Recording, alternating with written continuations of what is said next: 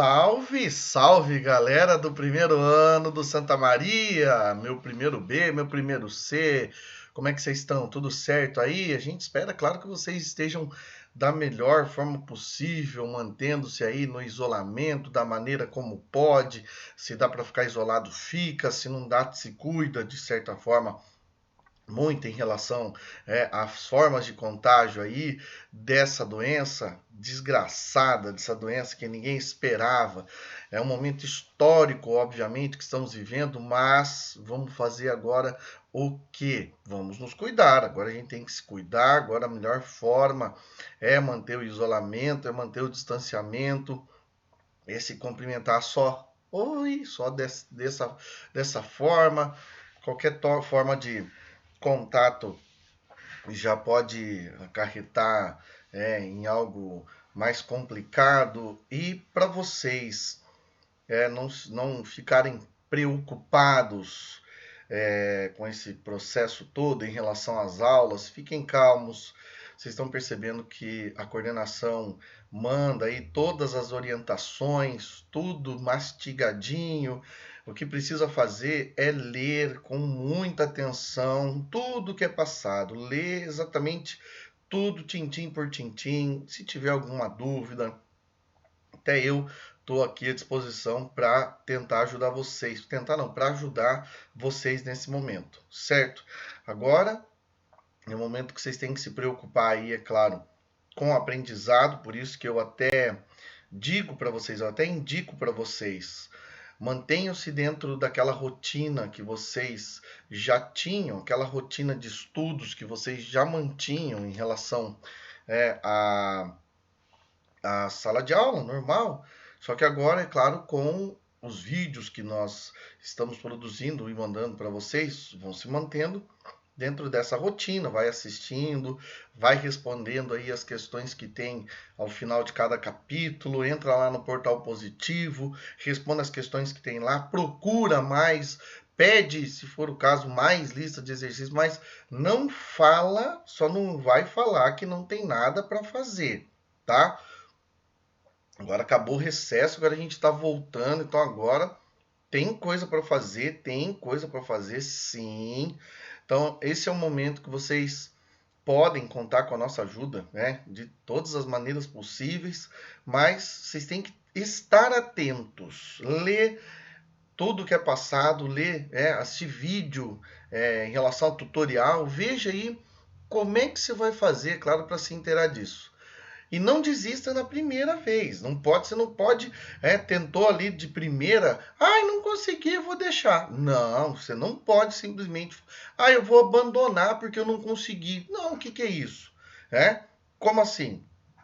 Se a gente fala que hoje os adolescentes têm um contato muito grande, exageradamente grande, com tecnologias, ainda mais nessa parte aí relacionada, à internet. Então, é claro que vocês têm que saber como lidar com isso, mas ninguém sabe tudo. Então, se não souber, não tem problema. Só não pode desistir na primeira. Não pode falar assim, eu não consegui, então agora tá bom. Não, de jeito nenhum. Tem que ir tentando, tem que ver outros caminhos para daí lá, se você não conseguiu exatamente, eu não consegui, aí vai lá e pergunta, tá? Mas não desista. Vamos para a aula aqui então. Hoje a gente vai falar sobre hebreus, fenícios e persas. Hoje a gente está falando aí, no capítulo 5 do material de vocês, tá? Em primeiro lugar, a gente fala aí sobre os hebreus. Quem são os hebreus? Ou melhor, quem foram os hebreus? Quando a gente fala em hebreus, a gente está falando aí, desses caras aí, a gente está falando hoje dos judeus. A gente está falando de uma população, estamos falando de pessoas que viveram aí numa parte ao norte da Mesopotâmia.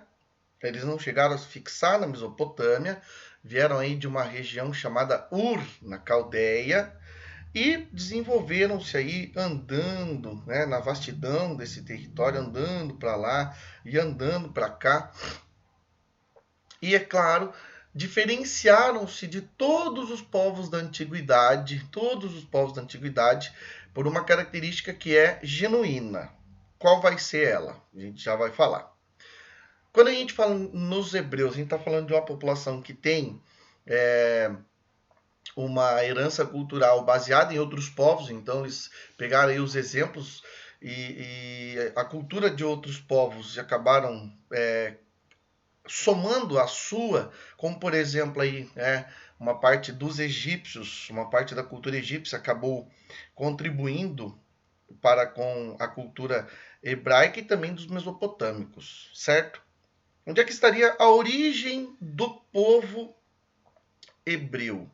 A origem do povo hebreu é narrada principalmente aí na Bíblia Sagrada. Quando a gente fala aí na Bíblia Sagrada, aquilo que nós cristãos conhecemos como Antigo Testamento, ali está a história do povo hebreu. Para eles é conhecido como Torá. O livro sagrado dos judeus chama-se Torá. E ali tem várias histórias desde a origem do planeta, desde as primeiras povoações. E aí, é claro que a gente se depara lá com a figura de Abraão e Sara. As histórias referentes a Abraão e Sara, que Abraão teria, claro, um objetivo nobre de buscar a famosa terra prometida, chamada de Canaã. Por isso que o povo hebreu é um povo seminômade, porque eles migraram durante muito tempo, migraram até encontrar a terra prometida. Quando encontraram a terra prometida, chegaram lá, já existia pessoas morando, cananeus e filisteus, por isso eles acabaram entrando em confronto com cananeus e filisteus e permaneceram dentro do território, mas logo já veio aí o processo de seca e, é claro, eles tiveram que novamente migrar. E dessa vez migrando, foram parar no Egito, e aí no Egito acabaram conhecendo o cativeiro. E aí, conhecendo o cativeiro, permaneceram como escravizados até 1250, quando então um hebreu, Moisés, acredito que todos vocês se lembram da história de Moisés, que vivia, é claro, entre os egípcios, na família do faraó, foi o responsável pela libertação do povo hebreu. E aí começa essa saída do povo hebreu em busca da terra prometida novamente, liderados por Moisés, nesse episódio que é conhecido como Êxodo.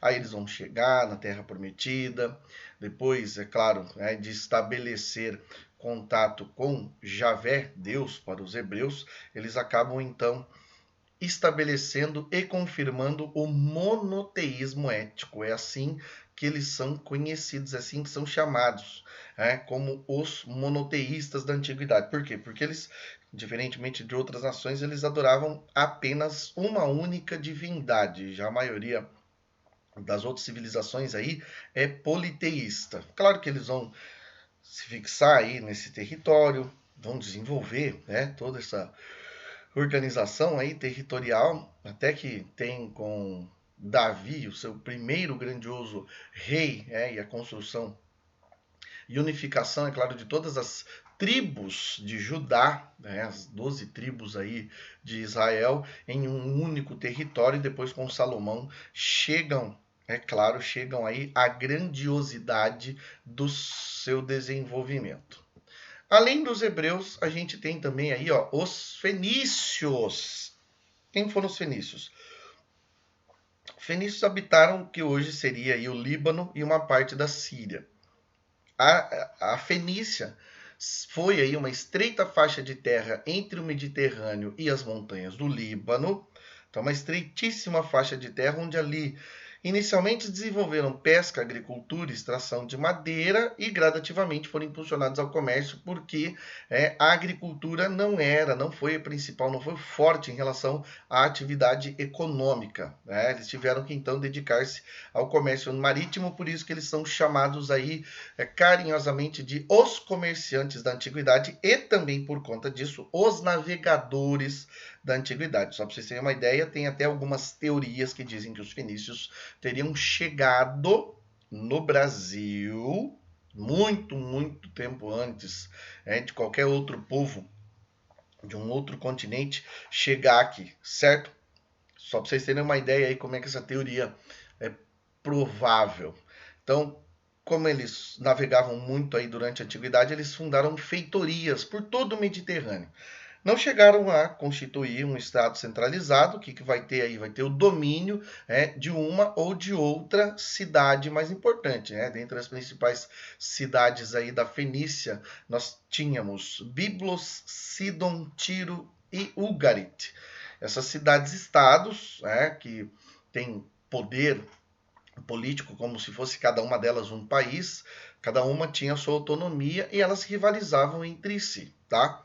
A grandiosa contribuição dos fenícios, como que ela se dá para nós? Através do alfabeto fonético com 22 caracteres, que diferentemente da escrita hieroglífica dos egípcios, da escrita em forma de cunha, cuneiforme lá dos mesopotâmicos, essa escrita, cada símbolozinho tem uma sonoridade, por isso a escrita alfabética ou alfabeto fonético. E em relação à religião, eles eram também politeístas. Por último, os persas. Os persas habitaram aí o nordeste da Península Arábica, inicialmente falando, e a porção da costa oriental do Golfo Pérsico. E aí, é claro, conforme foram passando aí importantes reis, cada um deles foi expandindo um pouco mais até manter um contato aí, entre o Oriente e o Ocidente, dominando uma vasta região. Durante o reinado de Ciro, o reino foi estendido aí do rio Indo até a Mesopotâmia. O rio Indo está hoje na Índia, só para você ter uma ideia, tá? Dominando aí a Babilônia. Durante o reinado do rei Cambises, a incorporação do Egito e da Líbia, essa região em norte da África, e durante o reinado de Dario, eles conheceram o seu apogeu. O seu momento máximo. Aí, claro, nesse momento temos como característica a administração central. Então está tudo centralizado aí no rei, tudo concentrado no rei, complementado pelos sátrapas. O que é o sátrapa? É um governante local que governa as satrápias. O sátrapa, a palavra sátrapa significa os olhos e ouvidos do rei, aquelas pessoas que seria a mesma coisa que o rei governando, na verdade, tá? Estabeleceu como idioma oficial o aramaico, e também para dinamizar as atividades comerciais, estabeleceu um padrão de pesos e medidas, e para aumentar a comunicação dentro do reino, criou a famosa Estrada Real, que era uma rede de estradas interligadas que facilitava o transporte de produtos e também, é claro, se fosse necessário aí, o deslocamento de tropas. Entre o legado persa, a arquitetura não foi muito forte deles, ficando muito parecida aí com a arquitetura mesopotâmica, se bem que os poucos vestígios que nós temos hoje em relação à arquitetura é muito parecido com o da Mesopotâmia. Agora, em relação à religião, aí a contribuição é enorme. Por quê? Porque eles vão falar aí, no juízo final, eles têm essa concepção relacionada ao juízo final. Também, é claro, estão desenvolvendo aí essa ideia do dualismo religioso, e eles são responsáveis, é claro, pela religião chamada de zoroatrismo, ou zoroastrismo, vocês podem encontrar aí em alguma literatura, onde para eles vão existir duas entidades, uma entidade da luz, do bem, Aura Mazda, e uma entidade do mal, Ahriman, das trevas. Beleza, meus queridos? Espero que vocês aproveitem aí. Qualquer coisa, chama a gente. Beleza? Aquele abraço.